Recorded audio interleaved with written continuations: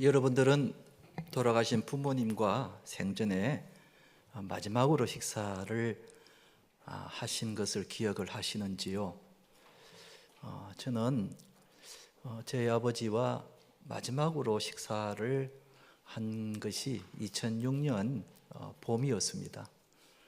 그때 저희 아버지는 노환으로 병원에 입원해 계셨는데, 제가 병원에 갔더니 마침 때가 점심 식사 시간이 가까워서 아버지께 아버지 뭘 드시고 싶은 거 있으면은 제가 사올 테니까 말씀하세요 그랬더니, 저희 아버지가 평소에 생선 초밥을 좋아하셨어요. 그래서 생선 초밥이 먹고 싶다고 그렇게 하셔서 제가 얼른 병원 밖에 가서 가까운데 생선 초밥집에 가서 2개를 포장을 해가지고 가지고 와서 그 병실에서 저희 아버지와 함께 식사를 했는데, 근데 그 식사가 아버지 생전에 저와 마지막 식사였습니다.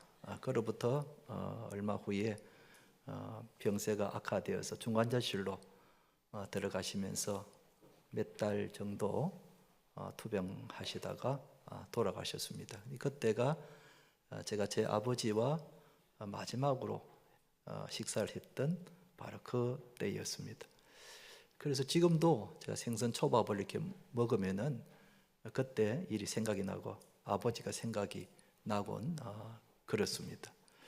오늘 우리 예수님께서 제자들과 마지막 식사를 한 장면이 나옵니다.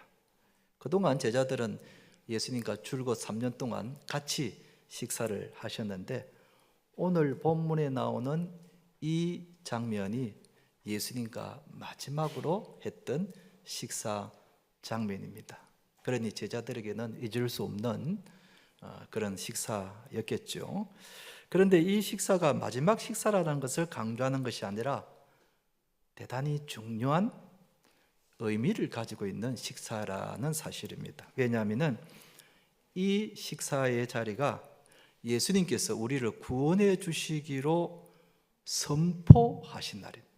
선포하신 그 식사 자리이기 때문에 그렇습니다. 특히 예수님은 떡과 포도주를 가지시고 이것이 우리의 구원과 관계에 있다는 것을 아주 자세히 설명을 해 주셨습니다. 사랑하는 성도 여러분, 오늘 우리가 성찬식을 하게 되는데, 이 떡과 포도주에 담긴 의미를 알고 우리가 성찬식을 통해서 우리 예수님의 사랑을 생각하는 우리 성도님 되시기를 주님의 이름으로 축원드립니다. 첫째, 성찬식에서 떡은 무슨 의미가 있는가? 떡은 우리를 구원하는 예수님의 몸이라는 겁니다. 우리는 성찬식에서 떡을 먹습니다. 그 유래는 2000년 전에 예수님께서 그 마지막 식사 자리에서 떡을 드셨기 때문에 그렇습니다. 그때 먹었던 그 떡은 6월절날 유대인들이 먹었던 누룩을 넣지 않고 만든 무교병, 바로 그 떡을 말합니다. 유대인들은 6월절에 그 떡을 먹을 때마다 자신들이 애굽에서 종으로 살았던 때에 하나님께서 자기들을 출애굽시켜서 자유시켜 주신 것을 생각을 했습니다. 그러니까 그 떡을 먹을 때마다 이스라엘 백성들은 우리가 출애굽을 했다는 것을 늘 잊지 않고 기억을 했습니다. 그러면 이 떡은 지금 무엇을 의미하는가? 우리는 6월절과는 직접 관계가 없지 않습니까? 그럼 이 떡은 무엇을 의미하는가? 예수님이 직접 이 떡의 의미를 해석을 해 주셨습니다. 26절, 그들이 먹을 때에 예수께서 떡을 가지사 축사하시고 떼어 제자들에게 주시며 이르시되 받아서 먹으라. 이것은 무엇이라고요? 내 몸이니라 하시고. 떡이 예수님의 몸이라고 합니다. 물론 이것은 비유의 말씀이죠. 실제로 이 떡이 예수님의 몸은 아니죠. 비유의 말씀인데, 어떤 것을 비유를 들어서 내 몸이라고 하셨는가? 이제 다른 본문을 보면은 요한복음 6장 35절에 보면은 그 떡을 이렇게 설명합니다.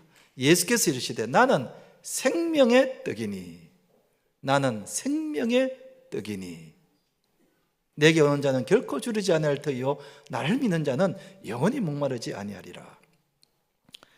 저 말씀은 오병이어의 기적을 베푸시고 난 뒤에 하신 말씀입니다. 예수님께서 그 떡을 나눠주시면서 나는 생명의 떡이다 이렇게 말씀한 겁니다. 생명을 주는 떡이다 이렇게 말씀을 하신 겁니다. 그러면 예수님이 생명의 떡이라는 것이 또 무슨 뜻인가? 그래도 감이 안 잡힙니다. 생명을 주는 떡이라고 했는데 이 생명에 주는 떡이라는 것은 무슨 뜻일까? 예수님께서 나사로 장례식장에서 이 말씀을 하셨습니다. 요한복음 11장 25절 26절은 같이 한번 읽어보겠습니다. 시작. 나는 부활이요 생명이니 나를 믿는 자는 살겠고 무릇 살아서 나를 믿는 자는 영원히 죽지 아니하리니 이것을 내가 믿느냐. 예수님이 저 말씀을 하시고자 하는 겁니다. 저 말씀을 하시고자 하는 겁니다. 나는 부활이요 생명이니 나를 믿는 자는 죽어도 산다는 겁니다. 그래서 생명의 떡이라는 겁니다. 이 떡을 먹는 자는 죽어도 산다는 겁니다.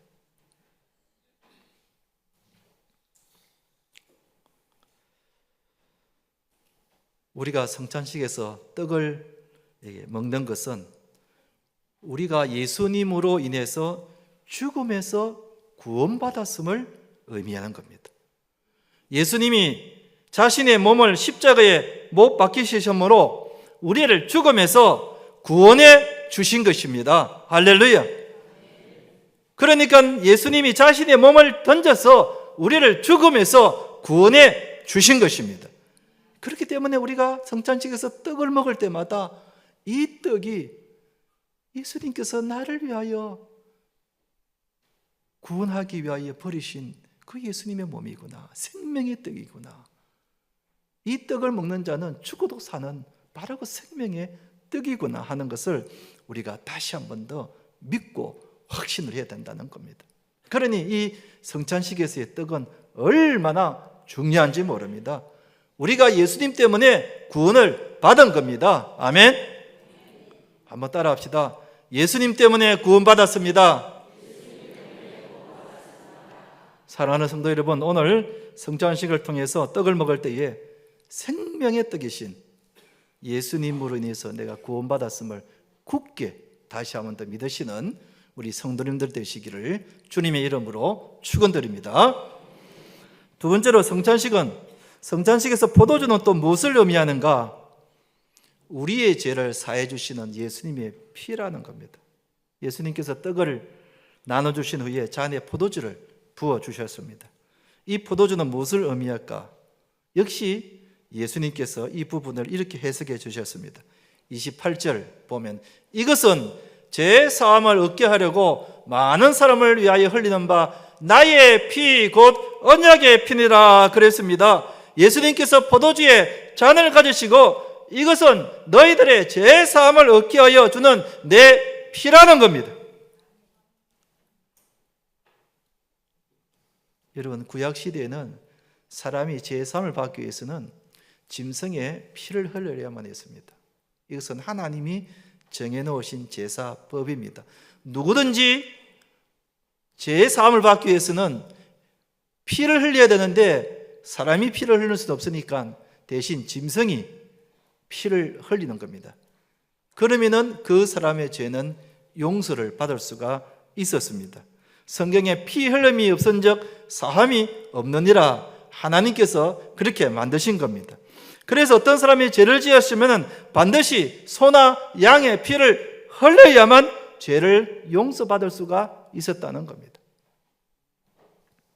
그런데 우리 예수님이 어린 양이 되셔서 우리를 대신하여 십자가에서 피를 흘리신 겁니다.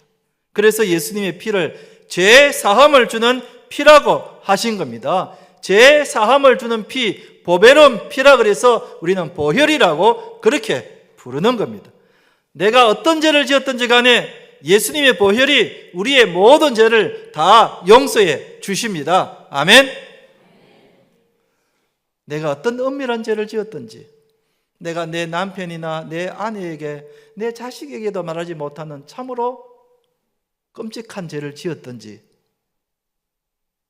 누구에게도 말하지 못하는 그런 죄를 지었을지라도 우리 예수님의 피 보혈로 모든 죄가 다 용서받을 수 있음을 믿으시기 바랍니다. 이게 예수 그리스도의 피의 능력인 것입니다. 우리가 성찬식에서 잔을 마신다는 것은 예수님으로 인해서 내 죄가 다 용서받았다는 것을 의미합니다. 그걸 믿는 겁니다. 우리가 잔을 받을 때에 내 모든 죄가 예수님의 피로 용서받았음을 다시 한 번 더 우리가 확인하는 겁니다. 그렇기 때문에 우리가 예수님 때문에 죄 사함을 받았다는 겁니다. 아멘. 한번 따라 합시다. 예수님 때문에 죄 사함을 받았습니다. 그렇다면 마지막으로 우리는 성찬식에서 무엇을 해야 되는가?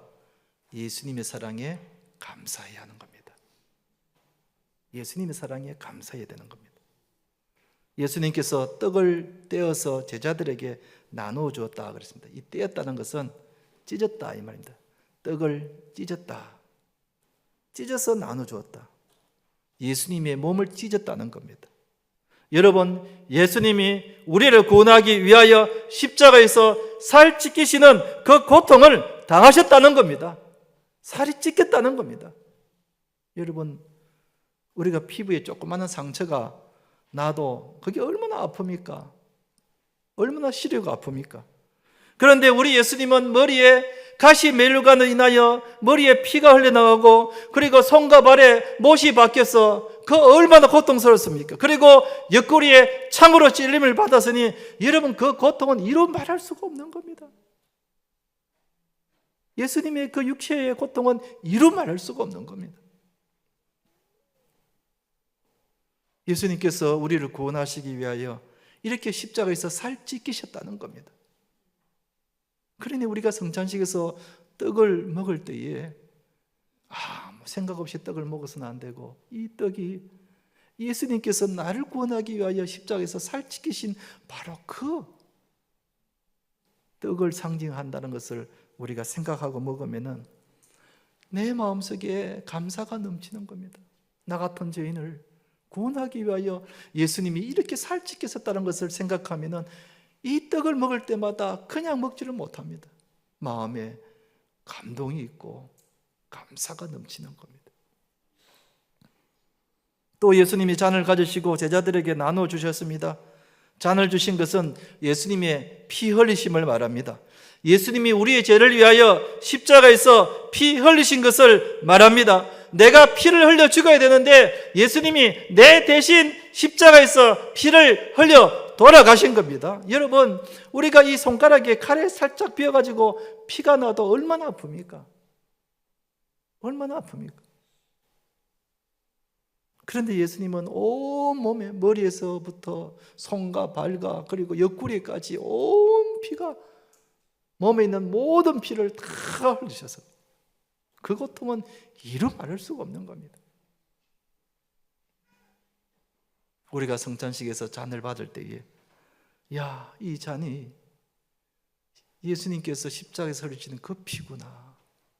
내가 쏟아야 될 그 피를 예수님이 대신 쏟아졌다고 생각하면은 여러분, 그 잔을 받을 때에 아무 생각 없이 받는 사람은 아무도 없을 겁니다. 그 잔을 받을 때마다 예수님의 사랑에 너무 감격하고 너무 감사하는 겁니다. 그래서 우리는 성찬식을 통해서 예수님의 사랑에 감사하는 마음을 가지는 겁니다. 한번 따라 합시다. 예수님의 사랑에 감사합니다. 이제 말씀을 맺겠습니다.